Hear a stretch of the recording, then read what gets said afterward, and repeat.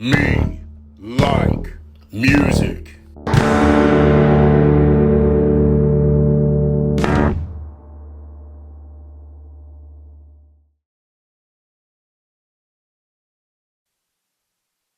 Greetings and welcome to another edition of Me Like Not Like. Today's May 2nd, 2025. I'm still Giuseppe and I like music. That's right, I want to talk about a band. You know, last week, Jerry Only, bass player for the Misfits, celebrated his 66th birthday, and it got me thinking about the Misfits, what they mean to me, how I got into them, and, you know, just how it changed my life forever. You know, when I was a young kid, like around 11 years old, it was 1991, and that was around the time Metallica's Black Album came out. Now, to a kid who's 11 years old, that's some heavy shit, you know, when it first came out. First song I remember hearing was Wherever I May Roam, and it blew my mind. I had to get the album. Thought it was great, you know, got all the stuff before it. Kill 'Em All is still my favorite Metallica album. So, you know, that opened the door for me for like heavy metal.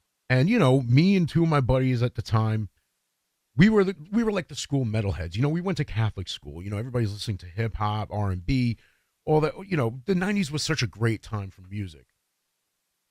So the three of us were always like, you know, we were the metalheads. You know, we were listening to Metallica, Pantera, Megadeth, and to us it was just like all heavy shit. But being a Catholic at the time, I never wanted to touch any of the stuff that had like any kind of satanic imagery on it. Like whenever I would look at like a Slayer record, Slayer cassette, whatever, you see that satanic imagery. You see the, you know, show no mercy. You see the devil and the big pentagram made of swords. And you look at a Danzig album, you see, you know, the big Satan skull. So as a kid, that stuff was scary. It's like, I'm trying to save my soul here, man. I think it's rebellious or bad enough that I'm listening to Metallica and Pantera. You know, it's like, you know, I got to save some of this soul for Jesus.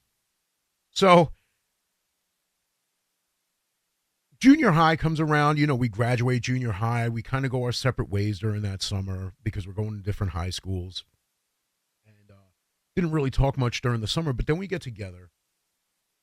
And my buddy Mike comes over. We went to our buddy Rich's house, and he just came in with like a bunch of cassettes, stuff I'd never heard before.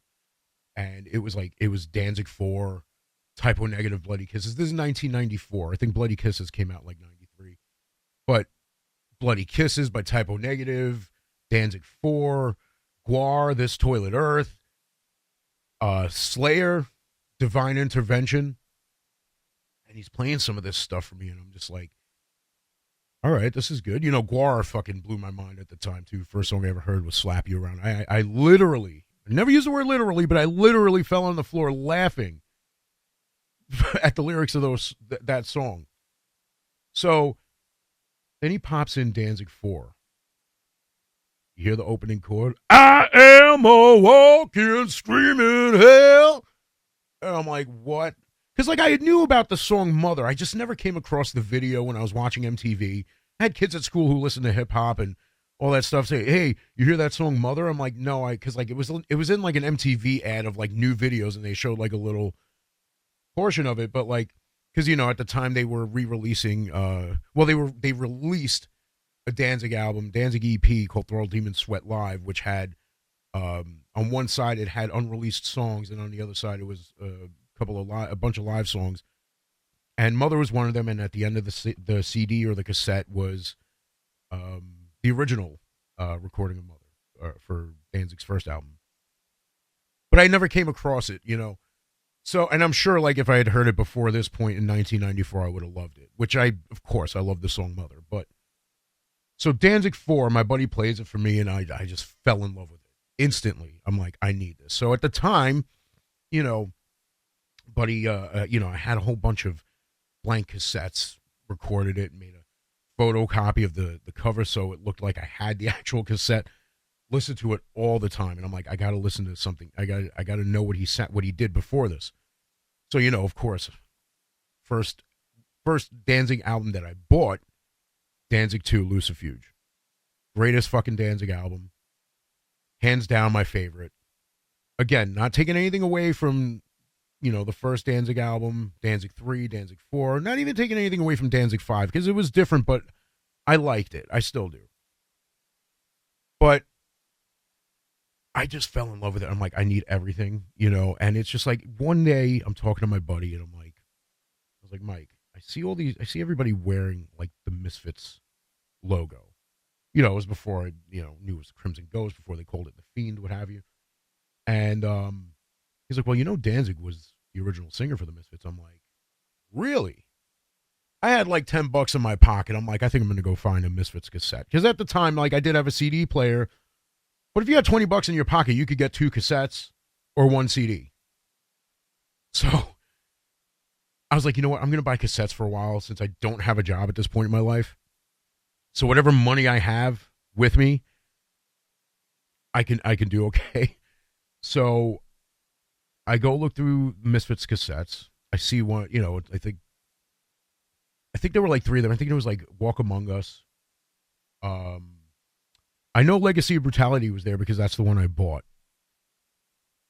So I bring it home and I listen to it. First song was Static Age, and I'm like, this is different. Obviously it's older, and I'm like, all right, it's not bad. This is okay. This is cool. Then TV Casualties, which ended the song with the I Love Lucy theme song, which was cool because I loved it. I loved I Love Lucy. Then the third song kicks in, and you hear the drum beat. If you all scream with me, dude, it took my fucking heart. Loved it. I'm like, oh my god, this song is fucking dope. Loved it. And I got through the rest of the cassette, and I'm like, this whole fucking album is awesome. I love it. Had Halloween on it, had American Psycho. See, I'm sorry. Excuse me, American Nightmare. Oh, shit, fuck me. American Nightmare. Fucking love that song. It's like a rockabilly, like Elvis song.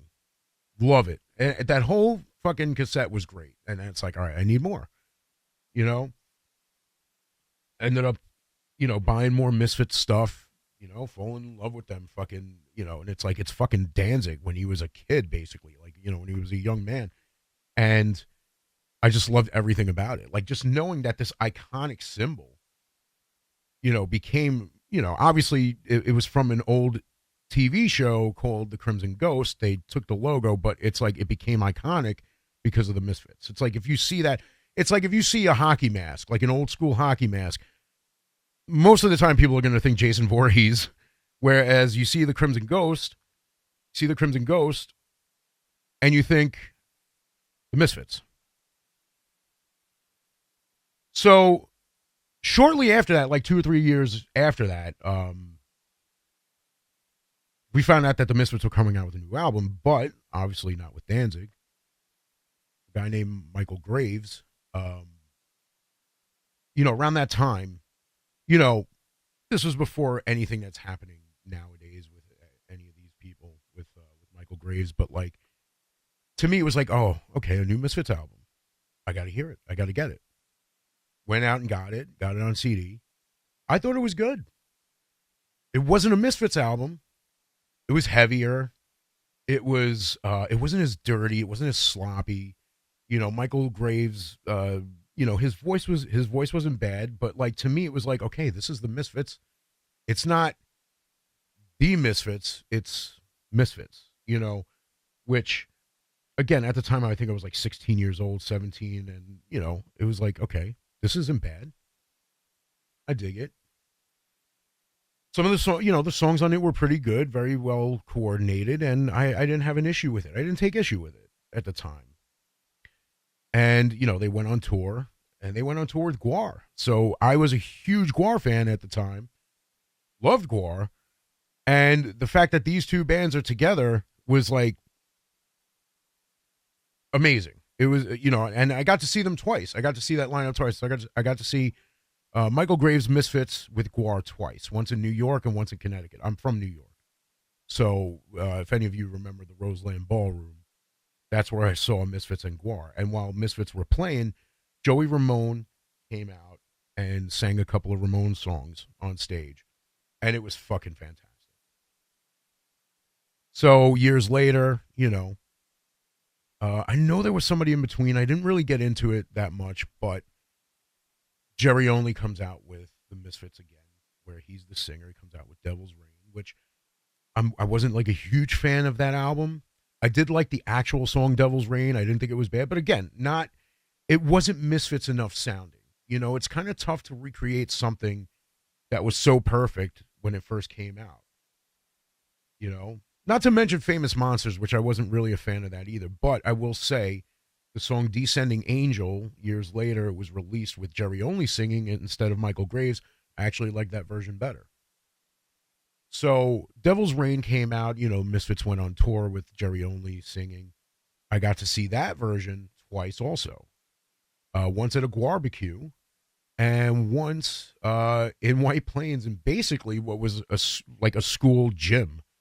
It's like they had the stage at the end and everybody's standing like on the basketball court, like a small basketball court. Watching them during this like we're downstairs, there was like a tattoo convention. I'm like, all right, the Misfits are over here. I should go see them. So, in between I bought like the Jerry Only stuff, the Jerry Only records, just for myself, because like even though I might not fully enjoy the music, to me it was like it's Misfits stuff. It's like it's like sometimes it's the artwork too. Sometimes it's just the merchandise. Sometimes you just always need to get your hands on some freaking merchandise. And I am just insane for stuff like this, like the NECA figures, the Trick or Treat Studio candy buckets. Yeah, I got all that shit. And of course, if you watch from the beginning, the mask, and I got almost all of the Super 7 reaction figures, and I was like really pissed that I missed out on one of them.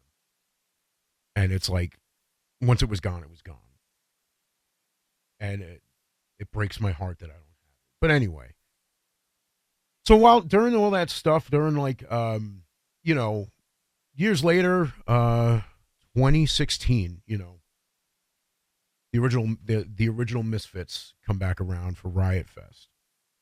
So the videos of it, I'm like, oh my god, that's so awesome. It was Glenn Danzig, Jerry Only, and Doyle Wolfgang von Frankenstein, who wasn't the original guitarist, but he's been with them the longest, if I'm not mistaken.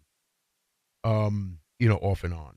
But I was like, oh man, that would be so awesome if they like came around here. And then like they announced a show in New Jersey, which wasn't too far, and me and my buddy went. Suicidal Tendencies and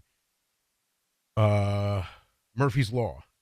Suicidal Tendencies and Murphy's Law opened for the original Misfits at the Prudential Center in New Jersey, and it was a great fucking show. Bought like 3 T-shirts, bought the commemorative poster, and I just had the time of my life. And the crazy thing about it was, at this point, I had been a fan of Danzig for over 20 years at that point. And is that over 20 years? Yeah. Over 20 years at this point, like 25, 26 years. And that was the first time I ever saw Danzig live. And to me, it's kind of poetic because it's like the first time you get to see Danzig live is with his first band, is with the Misfits.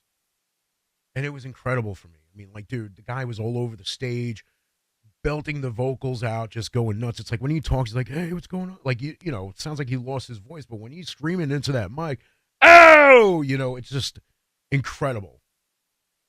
So then a year later, they announced a show at Madison Square Garden with Rancid. Now, I wasn't really a big Rancid fan. My girlfriend at the time was. So I was like, okay, Rancid and the Misfits are playing together. Yes, let's go. Absolutely. So we did. We did go see Rancid with Misfits. And I was, like I said, I was never a Rancid fan myself. I'd heard some of the songs. I thought they were okay. But seeing them live changed a lot of shit for me. I was like, you know what? These guys are good. And it's like I remember the songs that they had like on the radio that they had videos for on MTV that friends have played for me, and I'm listening to them singing, and I'm like, they sound the same. Like, they look old. And no offense, but like, obviously they've aged. But their voices were just like, it was like listening to the record. Incredible set. It made me a fan. It made me a fan of Rancid. Seeing them live, years after they came out, made me a fan. And then, of course, the Misfits came out. And again, blew my fucking mind. Better show than the last. And it was insane. I'm like singing along to all the stuff, some of my favorite songs, they're all my favorite songs, but like London Dungeon, Skulls, and it's funny because like back when I first heard the song Skulls when I was like 14 years old, I made up my own name, Joe Skull, because of that song. Giuseppe is Joseph. I really don't like to be called Joseph, don't ask. But Joe for short, obviously, so Joe Skull. That's where I got that name. Some people still call me that. It's like, hey, I remember Joe Skull. And it's like, oh my God, man, that was so long ago. And it's funny because like one of my buddies was like, yeah, I remember like we were talking about that too. It's like, I remember you heard the song Skulls and then you're like, yeah, call me Joe Skull. And I'm like, yeah. That was cool. Like, to me, that was cool. To me, that was like the illest fucking name that I could come up with. And it was just incredible. And I failed to mention, though, the night before the MSG show, Danzig had the release of a Veronica in the city. I went with my girlfriend at the time. It was the night before the MSG show. I'm like, I got it. Because like I knew he was going to be there. He was doing like a Q&A before, after the movie. And, I bought my T-shirt. I bought a poster before the movie started. And I didn't know that he was going to be like standing there, like signing shit for people afterwards. But I got to meet him. I'm not going to talk about the movie. If you saw the movie, you already know. I don't have to say anything. But I did get to meet Danzig for the first time in my life. And it was one of the greatest moments of my life. Because it's fucking Glenn Danzig. I looked up to this guy since I was a kid. And please, no jokes. It was like being in the presence of God. No offense, God, if you're listening. But no offense to anybody's God. But it was just incredible. And he was signing autographs. So I asked him to sign the Veronica poster I bought. And someone hands me a marker. And it had like a gray cap on it. So I thought it was silver. He signs it. It's coming out black. And I'm like, oh, shit. He's like, what the fuck is this?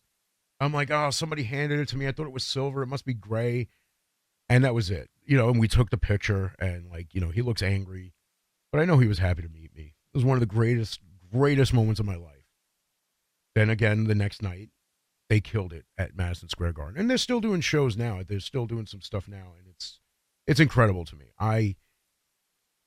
I've said it throughout this. I love the Misfits. Me love the Misfits. Thank you for watching. I appreciate your time. If you've never heard anything from the Misfits, if the only song you ever heard from the Misfits is Last Caress because of Metallica, check out their catalog, man. It's some really, really good shit. Some of it's fucked up. Some of it's just great. All of it's great. But give it a listen. And thank you for listening to me. Have a great night. Like, share, subscribe.